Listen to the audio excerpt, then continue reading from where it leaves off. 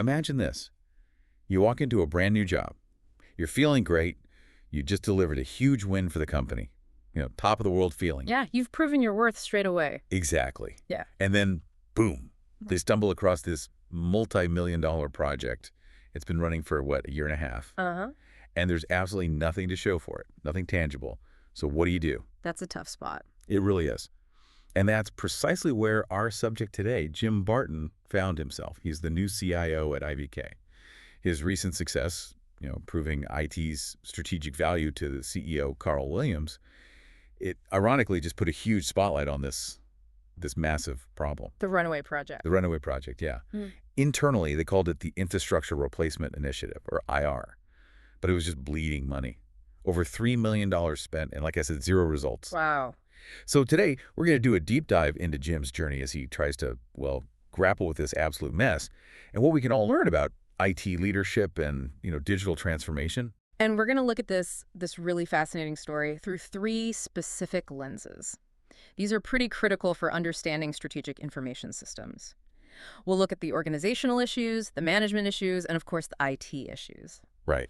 Applying these frameworks should give you a much clearer picture of how things, even with the best intentions, can just go completely off the rails. And crucially, how decisive leadership is just paramount for success. Yeah, absolutely. And hey, as we get into this, if you find these insights useful for your own work, maybe in IT leadership or just strategic thinking, maybe take a second to share this deep dive with a colleague.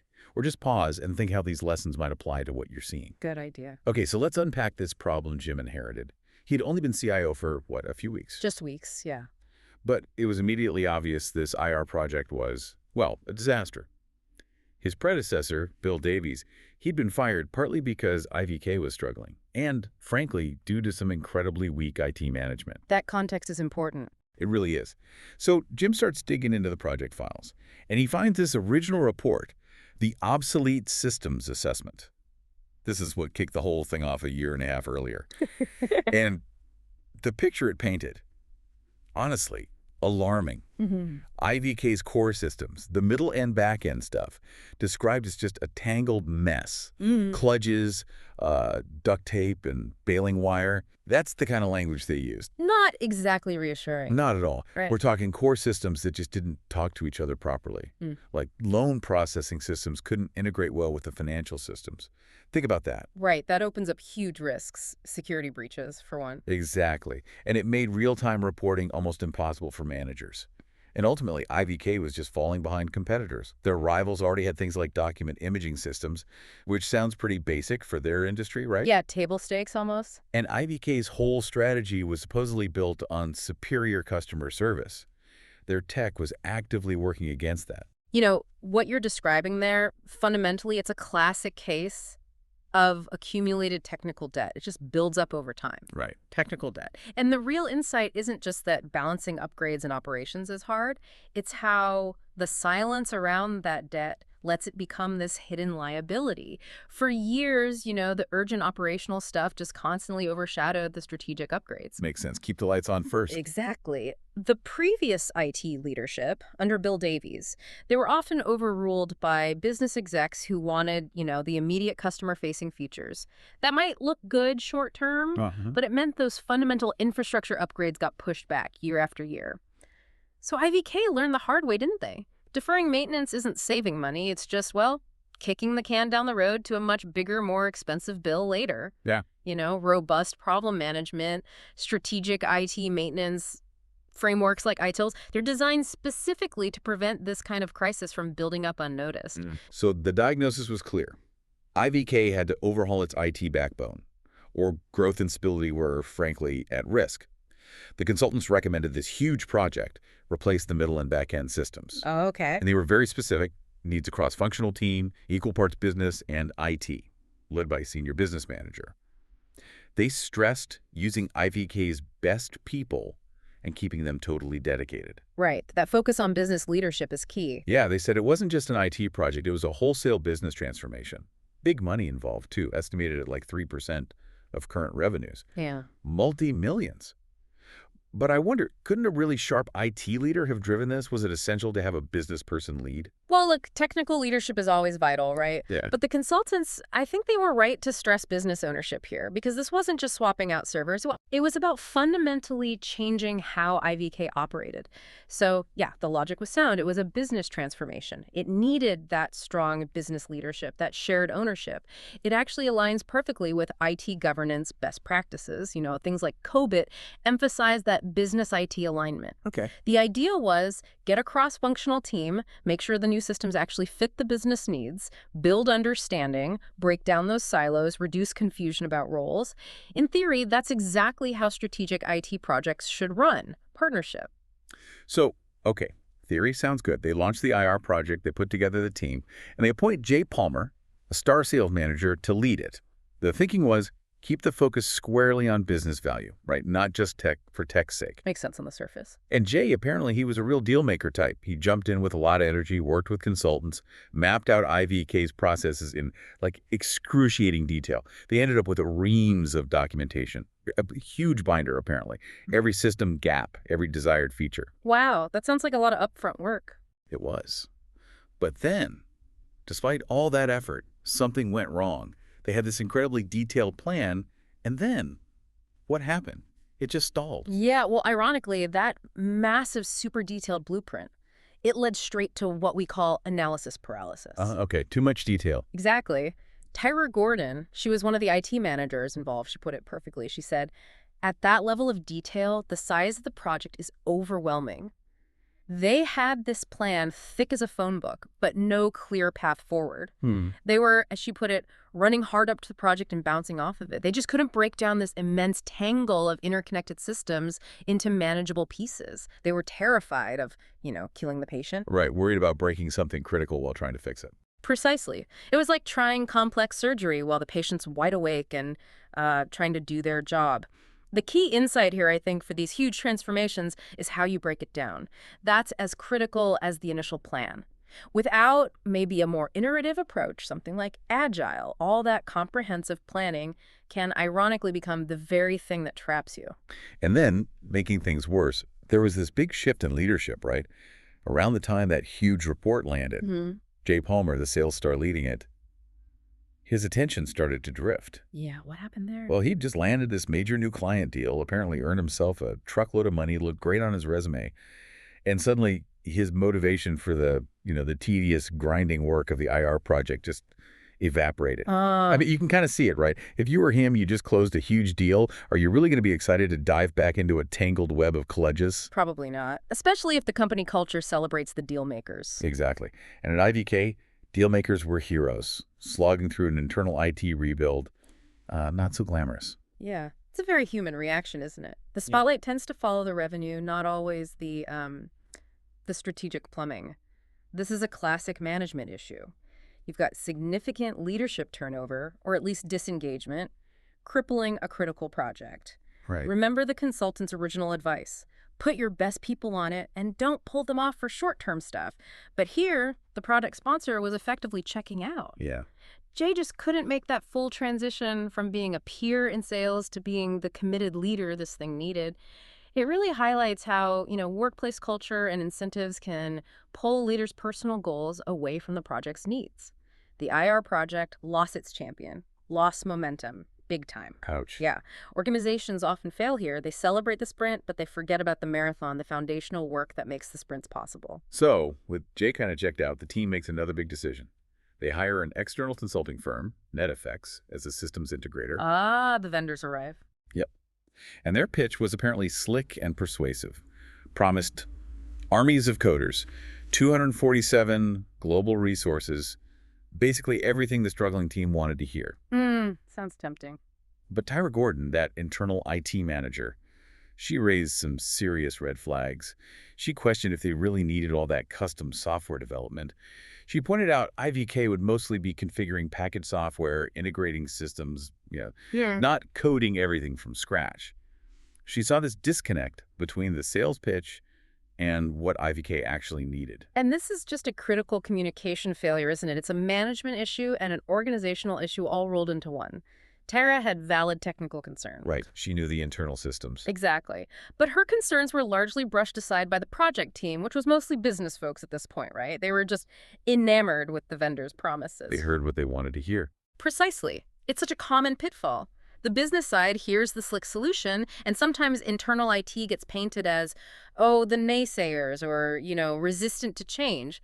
So they ended up trusting these external experts over their own competent internal people. Yeah. We still see this today, companies jumping on board with vendors for, say, generative AI without doing enough internal homework first. The lesson is so clear. You need strong internal communication, strong governance, maybe like COPIT promotes, so business and IT move together and critically evaluate those external promises instead of just getting swept away by sales talk. So NetFX gets hired, and pretty soon, their approach starts proving Tyra's worries right, doesn't it? How so? Well, IVK's existing environment, mostly Microsoft-based, but NetFX, their specialty was Unix Linux. Oh, boy. Yeah. So they start pushing for IVK to switch platforms. Why? Well, mostly because that's what they knew best. Not because it was best for IVK. Nearly. Exactly. This meant way more glue code, more complexity trying to connect new Unix stuff with IVK's existing Microsoft systems. It wasn't simplification at all. Why would a vendor do that? Push something so clearly misaligned? And how does a company stop that from happening? Well, the why is often straightforward. Vendors sell what they have, what their people are trained on. It highlights a critical IT issue, letting vendor bias drive technology decisions instead of aligning with the company's best interests or its existing IT architecture. Okay. Switching platforms like that, it means retraining staff, converting code, massive custom integration work. It's all incredibly costly and risky. Tyra was spot on when she said if they were going to adopt a new standard, it had to be for real business value, not just contractor convenience. Right. But this just showed a severe lack of strong internal IT architecture governance at IVK. Without clear standards, without maybe an objective architecture review board, the vendor's recommendation just won by default, especially since the technical voice on the project team was already weakened. And there was more complexity, not less.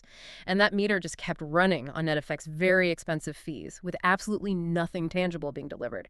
That, right there, is the definition of a runaway IT project. The tech ends up serving the vendor more than the client. Yeah. To avoid it, you need robust internal technical leadership, people who can actually challenge vendor proposals and ensure everything lines up with the strategic IT roadmap. So Jim Barton finally gets up to speed on all this. He's got this 2-week deadline from the CEO breathing down his neck. And he realizes nobody else is going to stop this train wreck. Right. The buck stops with him now. Totally. Jay Palmer, already looking for the exit. NetFX, they're in full damage control and sales mode, just denying anything's wrong, even though the evidence is overwhelming. That denial, that was kind of the last straw for Barton. He knew he had to act. Must have been a pretty scary decision, though. Oh, absolutely. But this is where you really see Barton step up as an IT leader, right?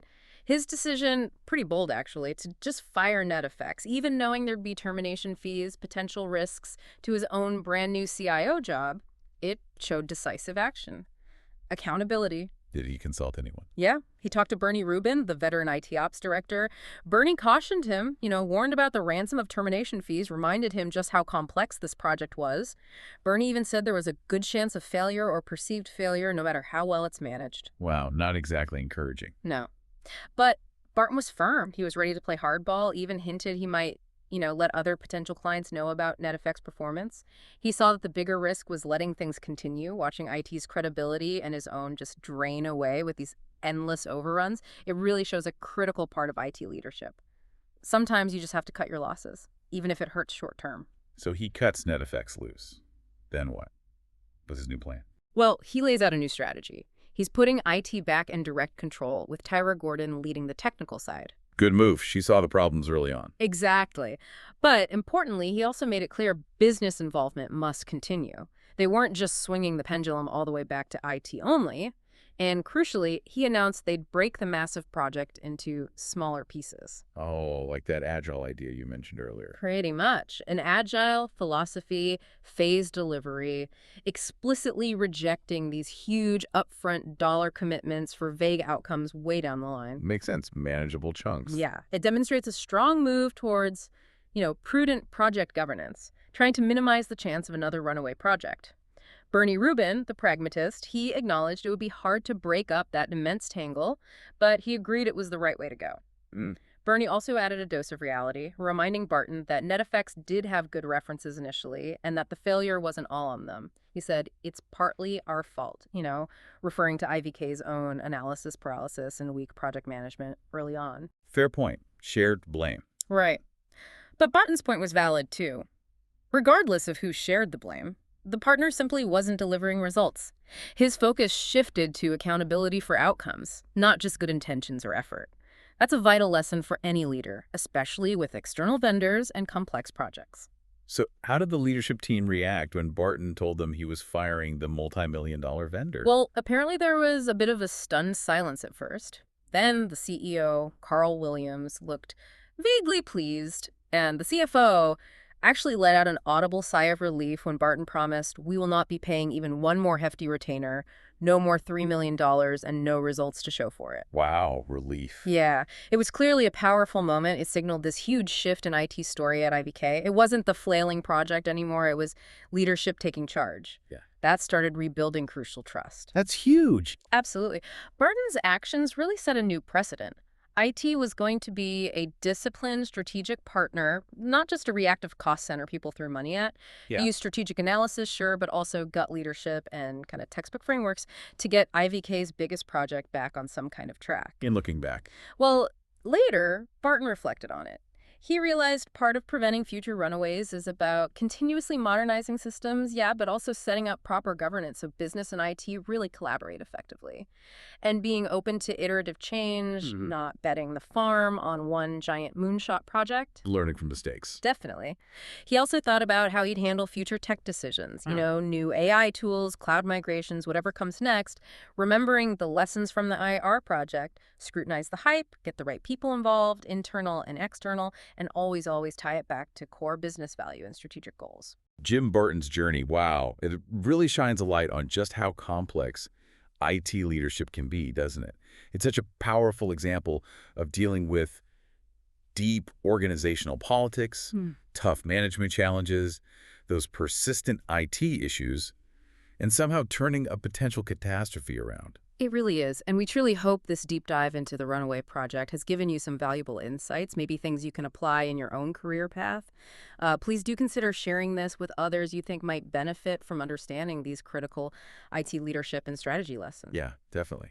And as you think about IVK's experience, here's something to mull over. How can IT leaders effectively balance that constant tension? The strategic need for long-term infrastructure investment versus the relentless pressure from business units for short-term customer-facing wins. And maybe more practically, what kind of governance structures would you put in place to stop your next big project from becoming another runaway?